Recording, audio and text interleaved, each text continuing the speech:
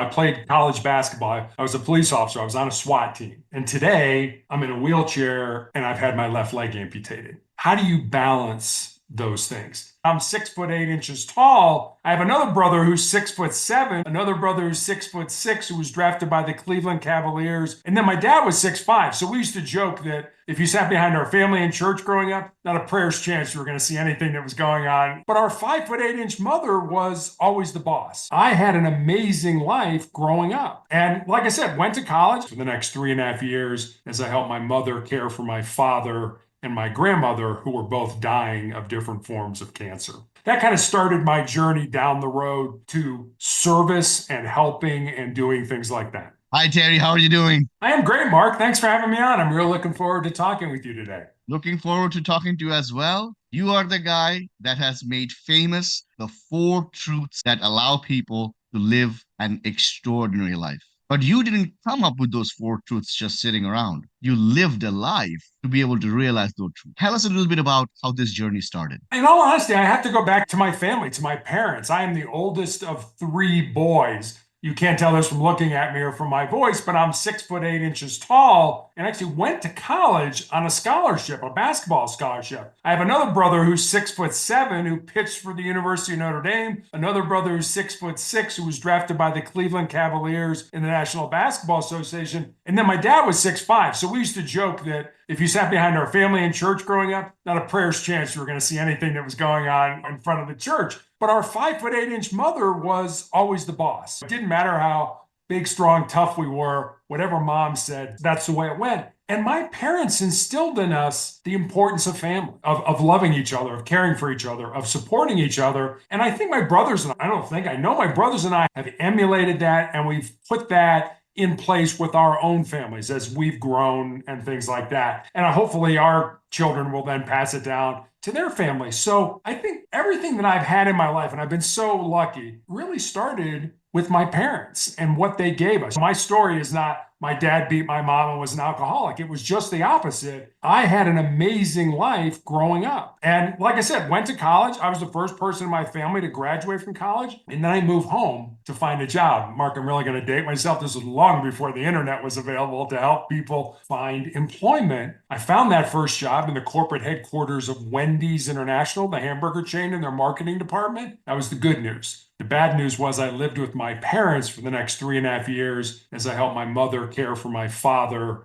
and my grandmother, who were both dying of different forms of cancer. That kind of started my journey down the road to service and helping and doing things like that. Wow. It's so interesting that you put it that way, that your life wasn't the one where there was abuse in the family and then you had this profound moment where you learned something. You had a good life growing up. And there's a value in this because obviously when we have a life that comes out of torment and comes out of pain, forces us to be a different version of ourselves than what we are seeing. But when things are good, there is really no reason to want to upgrade ourselves. So now I'm very curious about what was the internal motivator that wanted you to get to the next level despite things being good? Tell us what happened next. Yeah, I think that was for my brothers and myself, it was sports, it was athletics. That was, you wanted to be good at what you were doing. And the more you practiced, the better you got. And the better you got, the more you wanted to practice in that. So it was a circular kind of way of living. And we all did that. We all wanted to be, and we were very competitive and almost to being ridiculous when we were young. But today, my brothers and I are incredibly close. They were here last summer. They were here for 3 days. We never turned the TV on. We never left the house. And we just laughed and lied to each other for the 3 days. I was like, remember that story? That didn't happen that way. It happened this way, things like that. So the relationships that I have in my life, again, go back to my family. So after I was at Wendy's, I actually went to work for the hospital that cared for my father and my grandmother. They got incredibly great care while they were dying. And I wanted to be part of that. I wanted to work for that organization. And then at 37 years old, I made that major pivot in my life and became a police officer. And part of what I did during my law enforcement career was I was a SWAT hostage negotiator. After that, I started a school security consulting business. I coached girls' high school basketball, which we could probably spend an entire hour on just talking about that. And then for the last 12 years now, I've been battling a rare form of cancer a rare form of melanoma. There's been a lot of ups and downs, fits and starts, and things like that. But even with cancer, I look at my life and think how grateful I am for the things that I have. Wow, so much to talk about there. Let's start with you having to be with your mom, taking care of your dad. That couldn't have been easy, especially being raised in a family with so much love and so much support. What was it like to be there and being there for your mom and intellectually understanding where things are going? What was that like? Yes, you're absolutely right. It was a horrible 3.5 years, but I think how much more horrible it was for my mother. Literally, her husband is dying in one bedroom, and in the bedroom right next door, her mother is also dying. And to have to face that. And my mother never complained, she never whined, she never said, woe is me, or anything like that. And like I said, I told you about my life growing up. I had it all. So, you know what? It was not hard for me to say, all right, you know what? Dad, Nana, my grandmother, you need help. I'll be here. And literally, I would get up in the morning, I would empty my father's urinal, I would get dressed, I would go to work. And then at noon, I would come home on my lunch break, help my mom get my dad ready for work, put him in my car, drive him to his office, get him in his office. And then I'd go back to work. And then at 5 o'clock, I'd drive back to my dad's office, put him in the car, take him home, help my mom get him upstairs in the bed, undressed for the night. And that was Monday through Friday. And here I am, a young man. I'm like, okay, it's time to make my mark in the world. And I didn't have any friends. I wasn't dating. I was basically spending all my time helping my mom and my dad. And I'll give you one final story. I remember one time I was drying what little hair my father had after he had a shower, and he stuck out his hand. He was being treated for his cancer. He stuck out his hand like he wanted to shake my hand. I'm like, what are you doing? I'm trying to dry your hair. And so finally I shook his hand. And in the palm of his hand was $100 bill. And I looked at him and I'm like, what is this for? And he was like, it's for all you do. And I was like, I said to him, and I probably shouldn't have said this. I said, Dad, you're making me feel like a prostitute. It's like you got to pay me to help you. No, look at all you and mom did for my brothers and I. Now it's our turn to reciprocate. It's our turn to help you. So I put the $100 back in the pocket of his pajama top and I said, don't ever do that to me again. I'm not doing this because I feel obligated. I'm doing this because I love you. And if it takes 30 years to care for you, I will be here for those 30 years. As wonderful as what you told him and the values that are behind why you told him, it is not easy what you did. It's love is a word we use so frequently in life. Responsibilities are something that's like just a cliche word that we throw around. And it's one thing to be there for somebody one time or two times, and most people go and tell that to everybody else to get a little pat on the back. Look, a wonderful son there is. But for somebody to be there day in, day out in your formative years, when you could be dating, setting up your life, when you could be having your friends, this is more than just, I was just doing what I'm supposed to do. What was the value? I know you talked about growing up in a family and having family. Was there something else that was happening within you when you look back at it? You're like, that's what was happening, and that's how it informed on one of your truths that you carry now? I think part of it was faith. I have a very strong faith in God. And one of the commandments on honor your father and mother. And I always tried to do that. And like I said, it wasn't hard. My parents were great to us. We weren't ridiculously rich over the top, but we never wanted for food or clothing or anything like that. We always got to do what we wanted to do. There was always money to pay for, hey, you're playing football, or you're playing basketball, or you're playing on the baseball team, whatever it was. And so it wasn't hard for me to return that favor, so to speak. And my dad was my hero and I loved him and I wanted what was best for him. But at the same time, there was a little bit of a rub at that point. I wanted to follow in my grandfather's footsteps, my dad's father's footsteps, who'd been a Chicago police officer from 1924 to 1954. And in 1933, he was actually shot in the line of duty with his own gun. It was not a serious injury. He was shot in the ankle. But my dad, who was an infant at the time, always remembered the stories growing up that my grandmother told of that knock on the door of Mrs. Tucker, come with us, your husband's been shot. So when I expressed that interest of following my grandfather, my dad was absolutely not. You're going to college, you're going to major in business, you're going to get out, get a great job, get married, have 2.4 kids, and live happily ever after. But that's the life my father wanted me to lead. That's not the life I wanted to lead. And he didn't do that because he was mad at me or he was trying to hurt me in any way. He did it because he felt that I want more for my son. I want my son to have more than a law enforcement background, but it was in my heart. It was in my soul. And when I mentioned at 37 years old, I made that pivot. And honestly, Mark, one of the things I'm most proud of in my life is that I never let that dream die.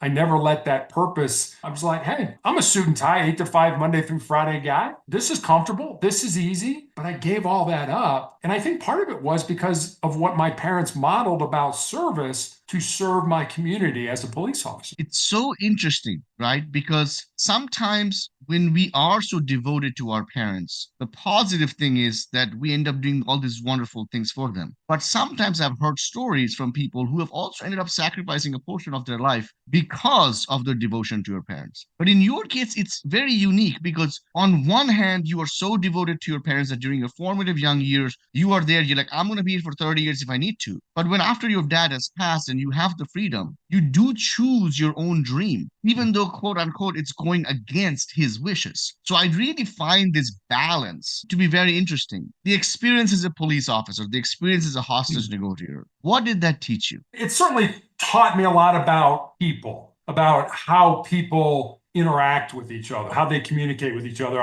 When I was a hostage negotiator, I remember when I first started, they gave me a formula, and the formula was 3855. And that formula was how we as human beings communicate with each other. And 7% of how we communicate a message are the words that we use. And think how many times in your life you've, oh, I wish I hadn't have said that, or I wish I would have said something different. That's only 7% of how that message gets communicated. 38% is the tone of voice that you use. Are you yelling and screaming? Are you happy? Are you down and depressed? How is that tone of voice come across? And then more than half of how we communicate a message is our body language and our facial expressions. And we were given that formula because when we were negotiating with somebody, if somebody had a gun and was barricaded in a room, I was not in the room with that person. That would not have been a safe thing to do. So I was a lot of times blocks away, a lot of times talking on the phone, or at best case scenario, talking through a door. Now, I didn't have that 50%. I couldn't say something to you, Mark, and see you roll your eyes like, oh, what an idiot. I can't believe he said that to me. So we had to get good at figuring things out, based certainly on what people were saying, but also what they weren't saying and how they were saying it. And the way we started every conversation with somebody was what we call tactical empathy. I think you can get rid of the word tactical and just talk about empathy. In other words, help me understand where you're coming from. And again, the important word there is understand. It's not agree. If you were a homicide suspect that just killed 3 people, I wasn't going to say, oh, yeah, I totally agree that you did that. But understanding builds trust, and trust gets me to a point, hopefully, where I can get you out safely. For our entrepreneur folks who are listening to this, will be very useful because similar challenges are met when you're met with when you are on doing customer service or you're doing phone sales, but you don't have the ability to be able to see the other person, their body language. Are they relaxed on the couch sitting? Are they tensed up? Yeah. It's nothing like negotiating with a hostage, someone who's holding a hostage, but the principles are the same, which is you start with empathy and you ask about, help me understand how you're feeling. Tell us a little bit more about this negotiation process, and perhaps we can infer from here and the entrepreneurs can use that in their work. Yeah, and you hit on a really important point. When we negotiate with people, and this is life and death stuff, we were always taught to smile. And you're like, smile? I'm 2 blocks away from this guy. This guy, he can't see me smiling. But that smile really does transcend. It comes across in your voice when you smile. And we all have what's called mirror neurons in our brain. So if I were to smile at you, Mark, those mirror neurons in your brain would activate, and probably without even knowing it, you would smile as well. So we were always taught to smile. One of the things that we did was we used how and what questions. We stayed away from why questions sound. Mark, why did you wear that shirt today? Oh, wait a minute. Is he saying he doesn't like that shirt? I can get to the same answer by saying, hey, Mark, what got you to wear that shirt today? That's a little bit softer of a question. It doesn't come across as accusatory. So that was another thing we did. And then I'll say this. The reason hostage negotiation was so exhausting is because you had to get down in the weeds. You had to get down in the mud with these people. So if somebody said to you, if they're yelling and screaming and ranting and raving about their mother, and you made the comment, you came back to them with something like, oh, you seem a little upset with your mother. No, you totally missed what I'm saying. I am pissed as all get out with my mother. You got to Mm, go where those people are. You've got to exhibit that same amount. It's like, you're really pissed at your mother, aren't you? mm, Yeah. And that the reason we do that is it goes back to the same thing with empathy. It goes back to, oh, he gets me. He understands me. And Mark, there were a lot of times when we were negotiating with people where we would spend hours over here on something, and the real problem was over here, but they didn't trust us enough at that point to tell us what was really going on. So you would spend hours developing that trust. And I'll say one more thing about this. We never lied to people. People would say to us, hey, I'll come out, I'll put the gun down, I'll let the hostages go, but you got to promise me I'm not going to go to jail. And we would have to say, I'm sorry, when you do come out, you are going to go to jail. And we would try to deflect the conversation to something that was more pleasant, more palatable for them. And the reason we never lied was that there was a good chance, and this happened several times, where a year from now, 2 years from now, 3 years from now, we would be right back negotiating with this person because the underlying problem, let's say it was their mother, mom's still around, mom's still pushing your buttons. And eventually you get to a point where you break again and you grab a right. gun and you barricade yourself in your room or something like that. So we never lied because we didn't want people to ever say 3 years from now, hey, Terry, you lied to me 3 years ago. Because if that was the case, all that trust went out the window. You're going to have to bring another negotiator in to try to start to build that trust again. Yeah. Oh my God, this is so good, right? Because what you just talked about, being able to reciprocate, and basically, if he's upset about the mother, you don't say, "Do you are upset about the mother?" You mirror the person. This is the concept of mirroring to be able to make them feel that you are on the same page. The idea of deflecting the conversation despite telling the truth. As an entrepreneur, you never want to lie to get a sale, right? You want to be able to tell the truth, but we also continue to move the conversation forward. Let me ask you this. If you're at odds, you have reached a point in the conversation where it is clearly you are at odds, right? In the entrepreneurial world, it'd be like, do you want to buy this? There's clearly a need for it, and the person is just not seeing it. In your world, you're just really not budging past the point that you need to let go of these hostages and come out. And the person is, no, I want XYZ. What are some other ways to continue the conversation? Because you made a stalemate, right? What would you do to keep the conversation going? We might say something like, and we might say this earlier in the conversation, we might not. But when you were saying that, what was coming to my mind was you really want to put it back into their lap and say, Mark, if you ever think that as we're going through this negotiation, that I'm not treating you fairly or you don't feel you're being treated fairly, I want you to stop whatever we're doing right there. And I want you to tell me why you don't feel that way. Because that's something I really, and then you might say something like, because you know what? I see us 10 years from now, 15 years from now, having a tremendous relationship where we're working so that we're benefiting both ourselves, our companies, and things like that. So now you're putting in their head, hey, this isn't a one-time sale. This isn't a one-time deal. No, this guy wants to have a connection, a relationship with me. Oh, okay. And the fairness thing is, and it's real easy to get people to say yes, but a yes without a how is a no. So if, and we say this all the time, somebody will call you up and it's a salesperson and you really don't have time. Yeah, sure, whatever. That's a no because there's no how with that yes. So you want to get the person to say yes, but you also want to make sure that there's a how associated with it. That locks them in. And a lot of times you can do that by saying, getting them to say no. Would it be unreasonable to say, hey, we take a 5 or 10 minute break right now and then we come back in a few minutes and pick up where we are? Now I'm asking you a no question. I don't want you to say yes. I want you to say no because I want you to get comfortable with saying no because no basically allows you to say, I said no. All right, I'm in control. That fear of saying yes and then having to deliver has gone away. And then when we come back together, now I might ask you another no question. Would it be unreasonable to say these are the things that are bothering you? Yeah. Yeah, those, well, no. And you can almost confuse them in a way because we want Yeah. to say yes, Yeah. but by saying no, you think you have the power. And that's the same way in a negotiation. In all Yeah. honesty, I don't have the power. They do. They decide how Yes. this is going to end. But I want to confuse them in a little way to make them feel like I still have the authority and the power here without them realizing that they have it. Can you tell a little bit more about what you meant when you said a yes without a how doesn't work? What does that mean? Yeah, a yes without a how is a no.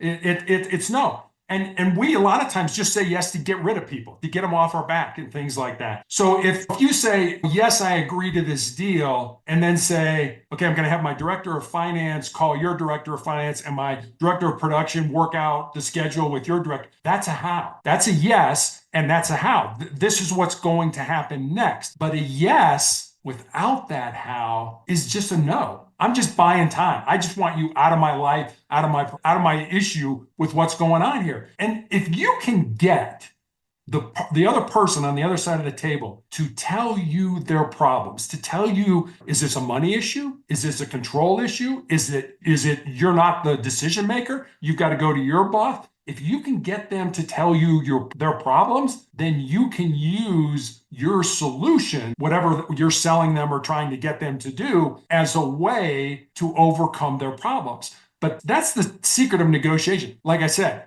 hours over here talking about something that had nothing to do with why we were there. The real problem is over here. I got to move you to the point where you're telling me what your pain points are. If I know what your pain points are, I can develop solutions to alleviate those pain points. Fantastic. Just really good stuff. Through your years growing up, sports, as you mentioned, also had a really big impact in your life. And almost always, when we talk about mental resilience, when we talk about developing discipline, when we talk about having a strong work ethic, we always lean back to sports. We always lean back to sports principles, having played sports, inferring lessons that we have learned from sports. It just has a way of developing a character in a way that other disciplines don't. There's a difference between playing a game and learning certain life lessons versus being really good at playing chess. It's two different skill sets. One is not better than the other, but somehow the strength of a mind comes from playing sports, it seems. Do you agree with that? I do. I think sports are a microcosm of life. And what you learn, especially when we talk about team sports, and even if it's an individual sport, golf, tennis, chess, anything like that, there's always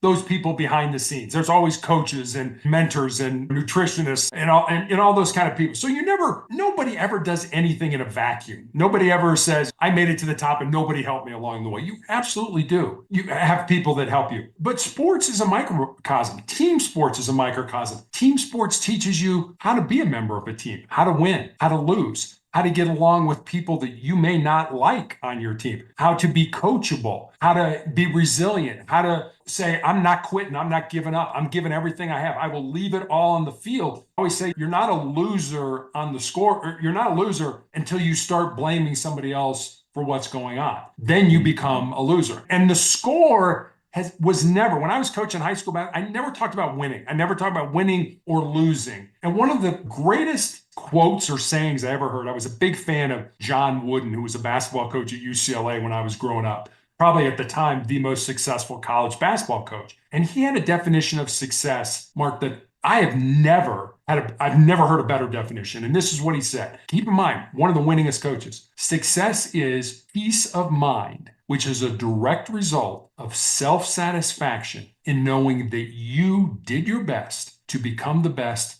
that you're capable of becoming. That's success. It's not winning or losing. It's, did you give it your all to become the best? If you work real hard in class, say an English class in high school, and got a C, you were probably successful. Versus if you didn't work hard at all and got an A, you probably really weren't successful based on Coach Wooden's definition. So it's not what you get, it's what you become while you're trying to figure it out along the way. This is so interesting, right? Because you talk about controlling your mind so it doesn't control you, right? You talked about success, you talked about giving it all.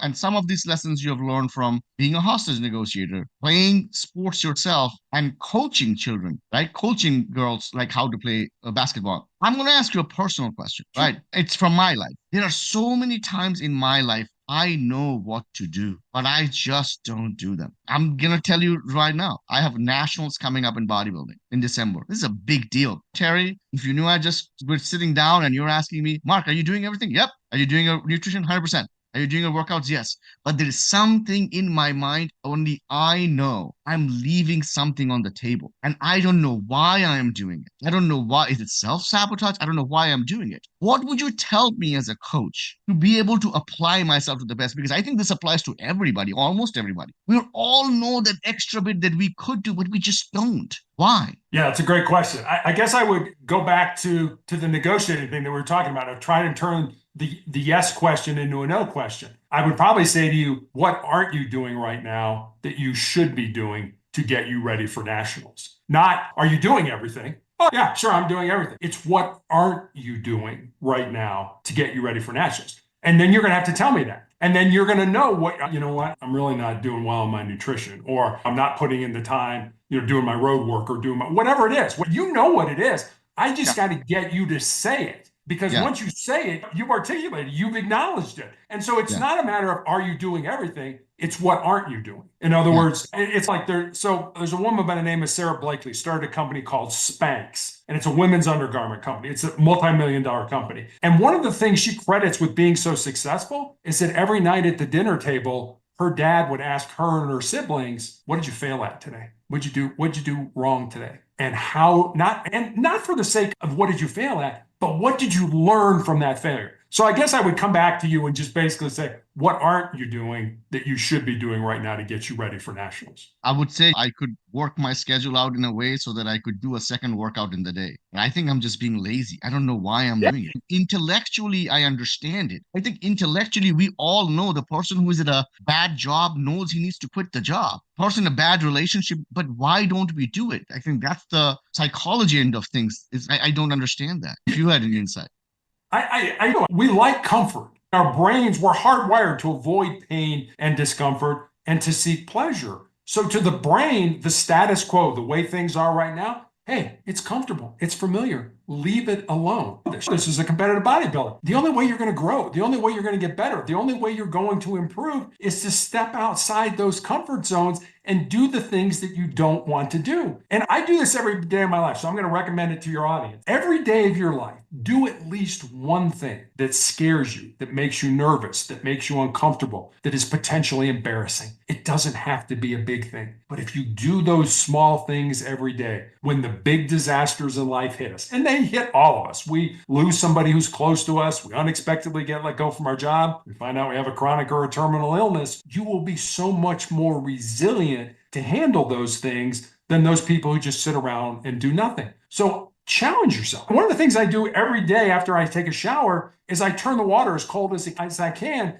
and I let the water run. Now, the science on cold therapy still is being developed. Is it appropriate? Does it work? Does it not work? Whatever. What I get out of that is, man, this is uncomfortable. I don't like this. But if it allows me to be uncomfortable in the shower, it's going to allow me to be uncomfortable when I'm going through my cancer treatment. So the example that you gave about doing something that scares you, would this be an example or the other things you do on a daily basis as well that you Yeah, decide I on the mean, day? I hate, and I know that hate's a pretty strong word, going to the dentist. I hate it, can't stand it. But the other day I picked up the phone and I made my 6 month appointment to go get my teeth cleaned. And I'm sure some people in your audience are like, what, really? You can't make it. I hate the dentist. I have this phobia about the dentist. But to be able to pick up that phone and call, that's uncomfortable for me. Yeah. What uncomfortable things can you do every day? And like I said, they don't have to be big things. I'm going to get up 15 minutes earlier. Mark, I heard one time that 25% of Americans hit the snooze button 3 times or more. That's 45 minutes of time that if you didn't hit that snooze button, what could you do with that time?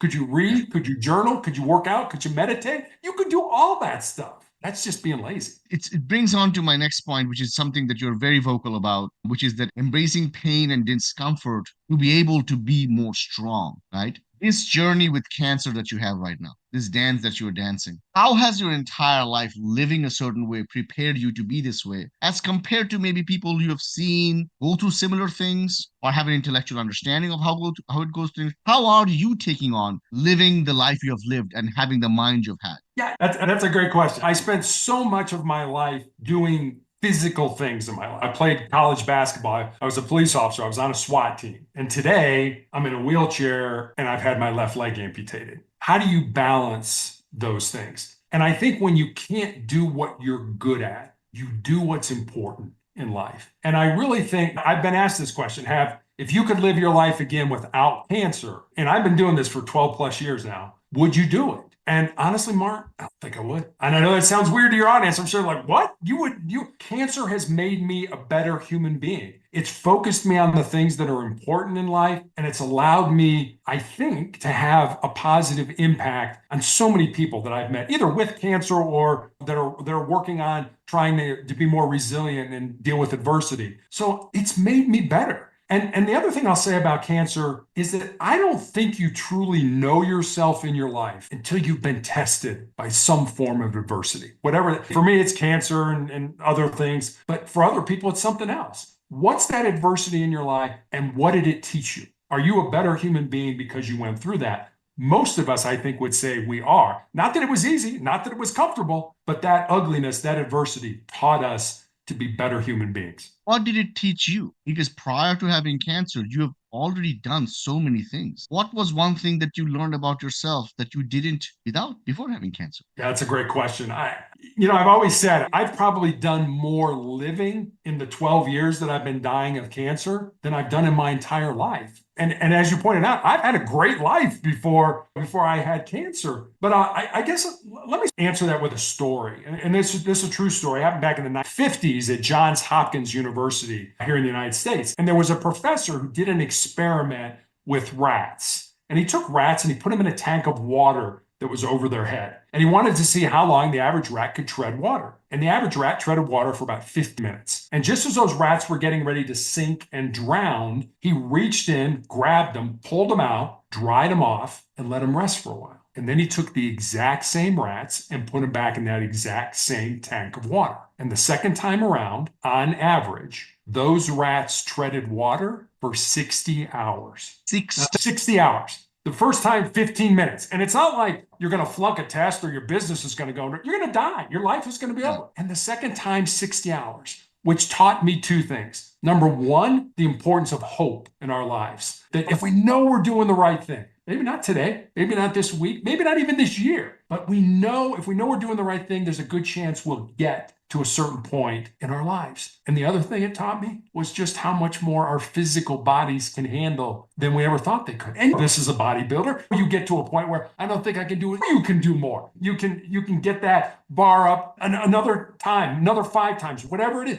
You can do it. But it goes back to our brain. Our brain saying, hey, this hurts. It's uncomfortable. Knock it off. Stop. And we do. Stop listening to your brain. Fight past your brain. Now, don't get me wrong. We all have a breaking point. But I found in my life, and in observing other people, that breaking point is so much further down the road than we ever thought. We quit, we give in, we give up long before our physical bodies are ready to give up. So true, so true. There are many people who have gone through many adversities in life, and almost always when they're asked if you had to do it all over again, would you want to do it? A lot of them say, yeah, I would do it again. But it's a different type of adversity for them. It's not an adversity of dealing with cancer. It's not an adversity of having an amputated leg. So for it to be said by someone like yourself, that puts a whole different spin on the value that we receive through life, through the difficult situations. That's incredible. Yeah, I've been very lucky. And it's like, how can you be lucky? You had your foot amputated in 2018, your leg amputated in 2020. You've still got tumors in your lungs. And I do. But it's a matter of which handle do you grab? When I go for treatment, I don't like to go for treatment. It's uncomfortable. It hurts. I have a terrible reaction. But the question is, which handle do I grab? Do I grab the handle of I have to go to treatment or the handle of I get to go to treatment? And for me, I always try to grab the I get to go to treatment. This is going to suck. I'm not going to like it. It's going to be uncomfortable. It's going to hurt. But you know what? It's going to make me better. It's going to make me stronger. I'm going to be able to maybe help another person while I'm at the hospital or at the infusion center or whatever it is. Versus, oh, do I have to? How many times have we said, do I have to get up and go to work in the morning? Like you said, do I have to go do my workout so I can get ready for my competition? Do I have to, or do I get to? Which handle do you want to grab? Yeah, coming down to attitude towards how we're carrying ourselves. Let's say someone is listening to this and they are not built like you. They don't have the strength, the resilience, the discipline that formed you to be who you are, so that when you face this adversity of cancer, you're still able to take it on head on. They're in a position in life where something bad is happening. Maybe business is going down, business is going well, something personal life. And they're in a position where they're looking at others maybe co-workers, other business owners who didn't have it as hard as them, who got lucky, and there's a little bit of self-pity happening, and they're constantly asking themselves, why me? They're living in some resentment, they're living in some anger. What would you tell them? What are some tools that they can use today to change that anger and resentment and attitudes from that woe me, why me place to something positive that could build them up? I would say, why not you? What makes you any special? And I've said that to myself too. I've never asked, why did I get cancer? But it's like, why shouldn't I get cancer? What makes me say, you're not going to get cancer? Somebody else is going to do it. Why not me? And we talk about adversity and overcoming these things. Honestly, Mark, I'm the biggest wimp in the world. And true story, when I was a little kid and I knew my mom was taking me to the pediatrician to get a vaccine, this was long before key fobs and all that. I would wait till she got out of the car and then I'd lock all the doors from the inside. I'm like, I am not doing this. I hate getting these shots. And literally, she would have to get the pediatrician and they would play a ring around the rosy until they got me out of the car. And the pediatrician literally carrying me over his shoulder to get a simple vaccine. That's how much of a wimp I am. If I can do this, anybody can do this. It's not, there's no guarantee. Nobody promised you anything. Nobody's coming to your rescue. If you want something in life, you've got to go get it. And I guess I would say we know what success looks like for a lot of people. We know what success looks like. But what some people, especially younger people, don't get is that the road to success is paved with failure. If your business is going under right now, what can you do to turn that around? And if it does go under, what did you learn? What did you learn from that adversity? And can you apply that knowledge to starting another business? I love the quote from Nelson Mandela, the former president of South Africa, who said, I never lose. I either learn or I win. So look at your business and say, how can I turn it around? If you can't turn it around, what am I learning so that I don't make that same mistake again? I don't know if that's a good answer to your question, but that's what came to my mind. Yeah, no, it's good. It's good because whether we want it or not, sometimes we do get stuck in that phase. And when we do get stuck in that phase, we need a loud voice to cut that noise through. And sometimes that voice is of reason, and sometimes that voice is of empathy. And through this entire conversation, there are thousands of golden nuggets that you're spreading on this call. I think it really helps somebody who's dark, in a deep, dark place and just needs a pick me up, and being able to get the motivation to be able to say, okay, I'm going to get back up and I'm going to go at it again. Like I said, like every champion was once a loser who just never quit. It's just what it is. You just keep going at it. That's how champions are made. So your life is at a different stage now. And one of the things that you talk about is being able to leave a legacy. And the way you define a legacy is being remembered, being alive in other people's hearts that you have touched. Tell me about this phase of your life where you came up with this realization, and how are you working towards making that happen? Yeah, so when I was growing up, there was a children's television host, producer, man by the name of Fred Rogers, Mr. Rogers on Mr. Rogers' Neighborhood, taught so many young kids, including me growing up, on public television. So when Fred Rogers died in 2000, his family was going through his effects and they found his wallet. And inside his wallet was a scrap piece of paper on which Mr. Rogers had written 4 simple words. Life is for service. I mentioned earlier, what did I learn? One of my brothers and I learned from our parents, the importance of service, importance of giving back. And I think that's how you leave a legacy in people's lives. That's how you turn your life into something that's positive. And Mark, one of the nurses who still cares for me when I get my infusion treatments is a former hospice nurse. And for those of your audience who don't know about hospice, it's people who take care of others at the end of their life. It's end of life care. And she gave me a book, and the book was called Imagine Heaven. And it's a book about people who have near-death experiences, and learned a lot from the book. But one of the big takeaways I came away with from that book is that no matter who the person having the near-death experience saw, whether it was Jesus or an angel or a saint or a friend or a relative, whoever it was, almost everybody got asked one question. In other words, how do you care for my people? How do we take care of each other? What are the relationships that we have with each other?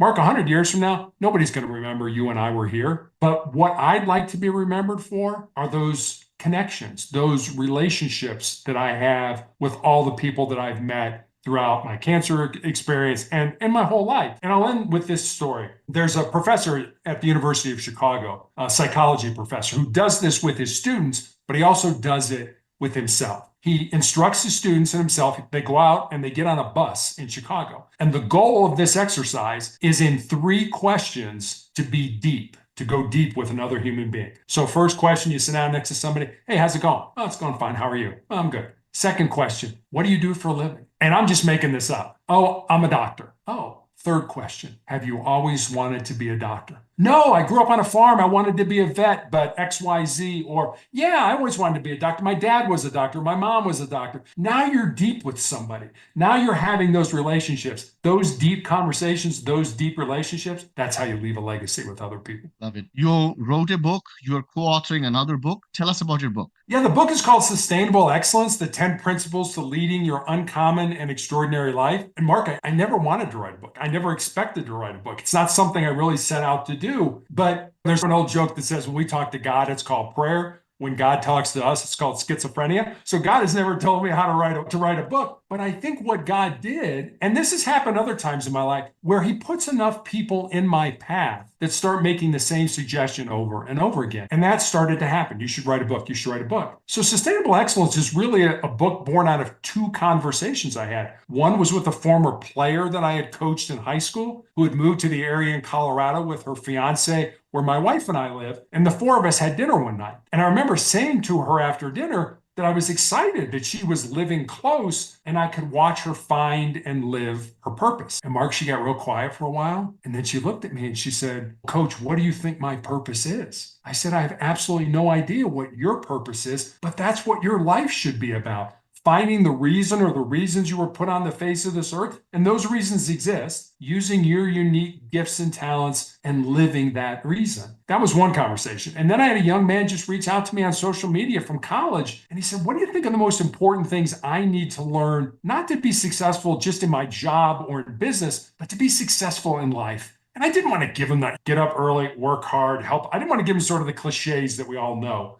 I wanted to see if I could go deeper with him. So I spent some time taking some notes and I came up with these 10 thoughts, these 10 ideas, these 10 principles. And so I sent them to him. And then I stepped back and I was like, I've got a life story that fits underneath that principle, or I know somebody whose life emulates this principle. So literally during the 4 to 5 months I was healing after I had my leg amputated, I sat down at the computer and I built stories. And they're real stories about real people underneath each of the 10 principles. And that's how Sustainable Excellence came to be. When is this book coming out? It came out in 2020. It came out in, okay, fantastic. And then you have another book that you're working on now? I'm working on another book, that I wrote. Sustainable Excellence is a book about what I think people can do to be successful in life. I always, even when I finished that one, I always had a nug or a tug. You should write another book also that begins with a word that starts with S. And that word is significance. Success is what we do for ourselves. Significance is what we do for other people. Now, don't get me wrong. I think you can be both successful and significant in your life. But I wanted to write another book about significance. And that's where I am right now on that front. Love it. Terry, I came to the US when I was 18 years old by myself. And over the next 14 years of covering there, I saw my parents twice. In a way, I raised myself. And when I raised myself as a young man, I had a lot of questions. And I tried to connect with people